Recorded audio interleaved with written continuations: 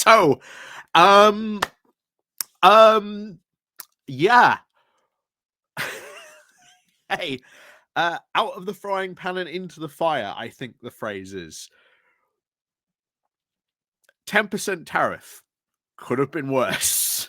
Could have been worse because we were all expecting, and for what we've been seeing, some companies talk about, talking like the UK government about what these tariffs might be. The UK government was expecting a 20% tariff. And like I say, that's what got put on the EU.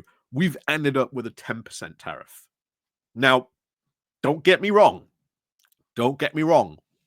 Just because we've got now a 10% lower tariff, dodged a bit of a bullet, but that's still, as we said, that 10% alone represents millions, if not billions, of pounds.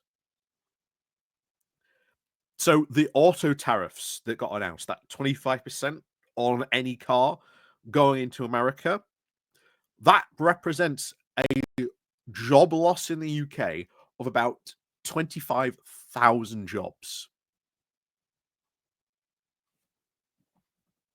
That is pretty significant. Like, that is pretty damn significant. You know? And if you want to understand why the American auto industry is in such a mess as it is, I recommend you go watch 2 Michael Moore documentaries he made about this. One he made in like the early sort of like 90s called Roger and Me. And then he made a sequel to it like about 10, 15 years later. Again, and I think it's like Roger and Me Again or something like that. I think it's called. Fascinating films to watch because it shows you the decline of the American auto industry, why it ended up in the state that it is. And even Michael Moore's like, look, you want to know why the American auto industry is in such a bad place? Look at what, and I think he does this in the second film. He compares a European, like he gets a random like European car and then gets like the American equivalent. And in every single aspect, like the European car is just infinitely better. It's just like, that's part of the reason why we just build better cars. America has fallen behind that very drastically. A lot of that has to do with regulation. So, as they always say, regulation's not entirely bad. We've been able to build a lot better cars than America over the year. But bear in mind, that does, as we said, now we've got that 25% auto tariff. That can represent, as a lot of people have been saying in the auto industry here in the UK, could represent a significant job loss, about 25,000 jobs. So it is bad. Very, very bad. This morning, as the markets are opening, we are seeing a massive sell-off. So that's a lot of people getting out of the stock market. And at the time, I am doing this video, a lot of countries are now reacting. Japan is like, why have you tariffed us? Like, what are you doing? Why have you done this?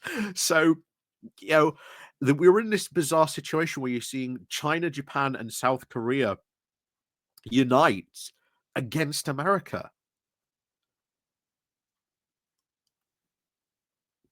These tariffs are a massive gamble, which makes absolutely no sense. For example, one of the countries that got tariffed, they've targeted, and this is insane, Heard Island and the McDonald Islands. And these are like the most remote places on Earth. They are pretty much inhabited by wildlife. There is no humans that live on them. And yet, for some reason, they've been listed for a 10% tariff.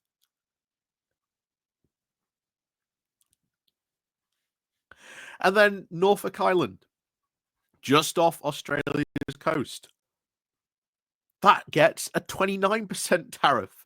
That's higher than the tariff that Australia was slapped with.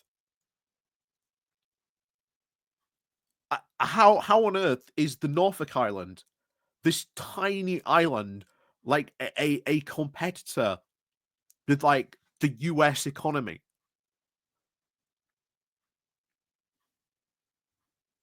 It is so dumb. And I keep on saying this. This is the dumbest trade war in history we are witnessing. And like I say, I've just got all the updates just keep on coming in about what's going on here. And bear in mind, there's a lot of economists out there and people involved in this stuff, trying to make predictions, like what they think going on. So there's a guy called T. Rowe Price. He's predicting that the UK might actually do quite well out of this. So what he said is the UK will be the least affected by these new policies. He said, I believe overall the negative effect on the UK economy will be about 0.2 to 0.5% this year. Again, that is still bad. That 0.5 is huge on that front. Huge on that front. So this is, of course, mainly, the trade diversion via the US to the US via the UK will now likely become very significant. Plants producing anything in the UK will now be more competitive than in the EU, which will, of course, support some domestic investment. The UK trade deficit is a trade deficit country, and the President Trump just created a significant access capacity across the world. UK households will now benefit from much cheaper goods, rising disposable income, and more importantly, the UK government implemented a fiscal stimulus package just 6 months ago, just in time to absorb this tariff hit. So, will that prediction come true? Who knows? But I do think he's right about that because of this, you could very, very likely see big trade diversions to the US via the UK. That is a significant possibility that could happen. Will that be good for the UK? Sure. But just because it's good now doesn't mean, let's say, Trump might not see that in a year's or two time and just go, okay, time to go to 20%, guys. Whoops. Whoops. Germany is not playing at all. Germany's new economic minister, guy called Robert Habeck, at a press conference said that Trump will buckle under pressure. He said, what I see is that Donald Trump buckles under pressure. He corrects his announcements under pressure. But the logical consequence is that he must also now feel that pressure. And this pressure must now be carefully exerted from Germany and Europe. They are not playing about this. Like, a lot of European countries are not happy about this. And the Spanish Wine Federation, right?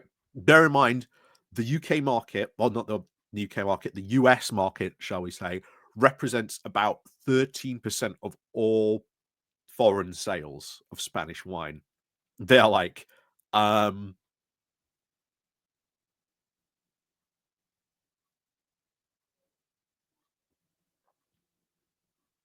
is huge to them.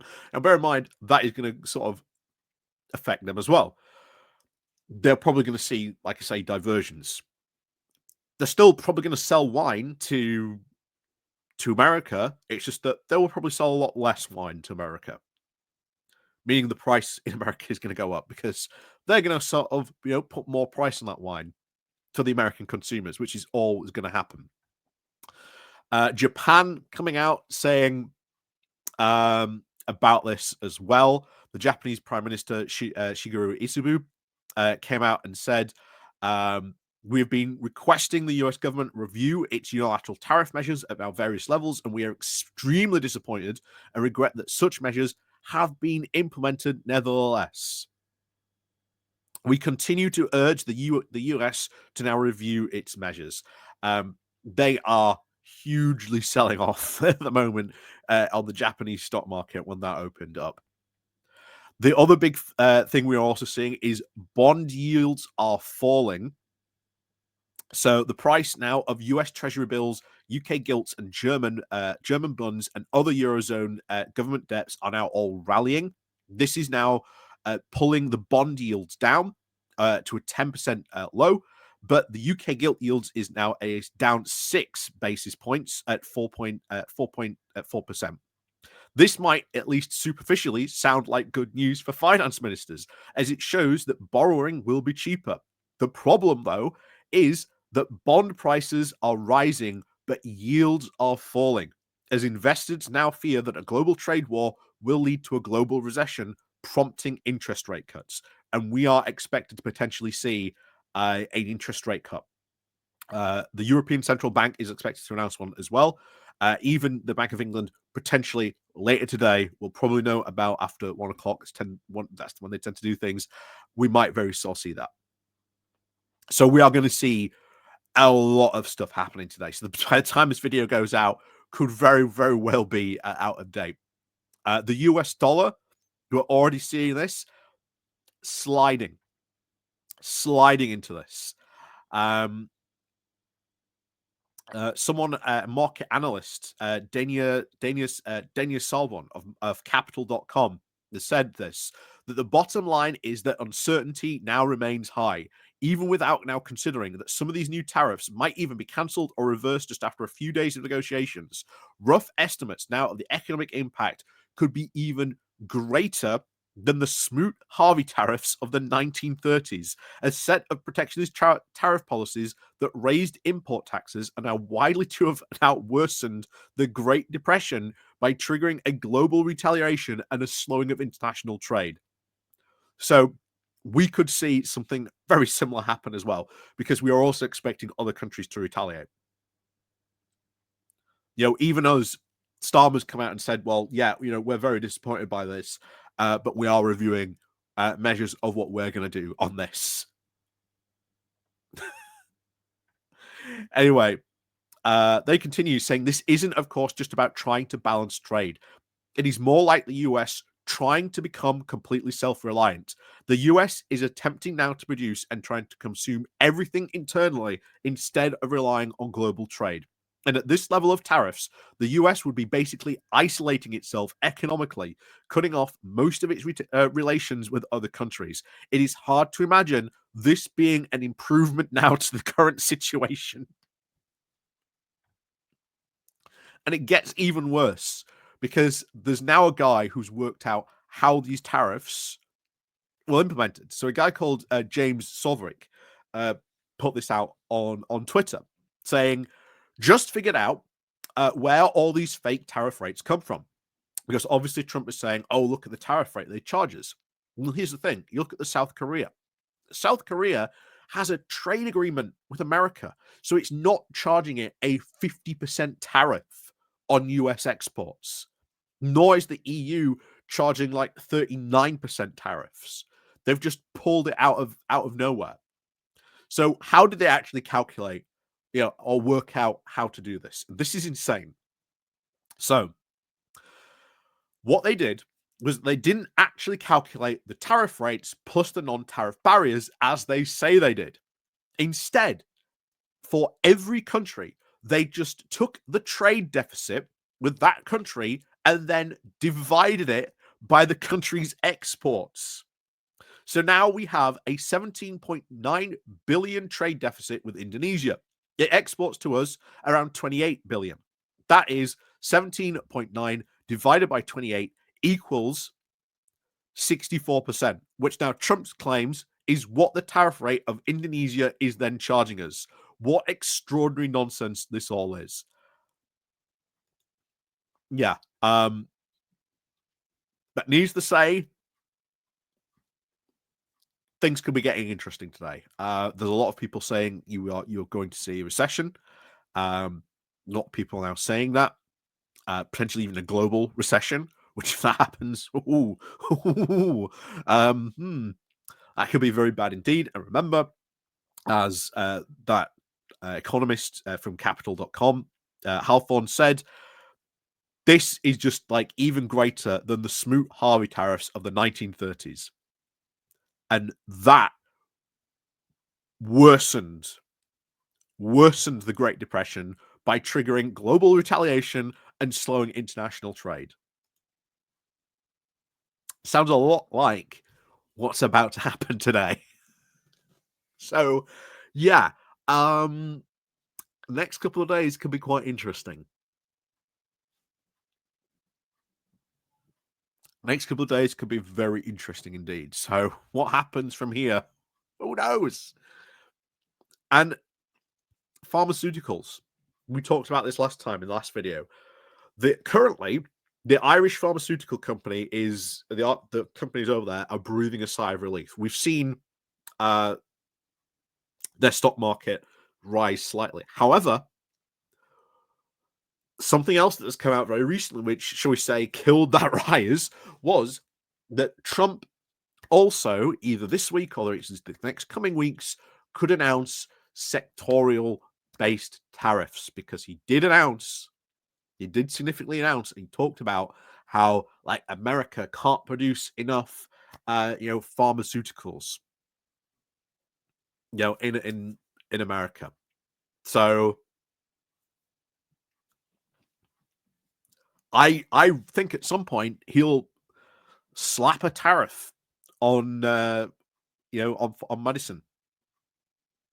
It's just when he'll do it. You just don't know. We can't predict. You don't even know how much that tariff is going to be. Will it be 25%? Will it be 30%? Who knows? Just let the numbers ride. But I'll tell you this now.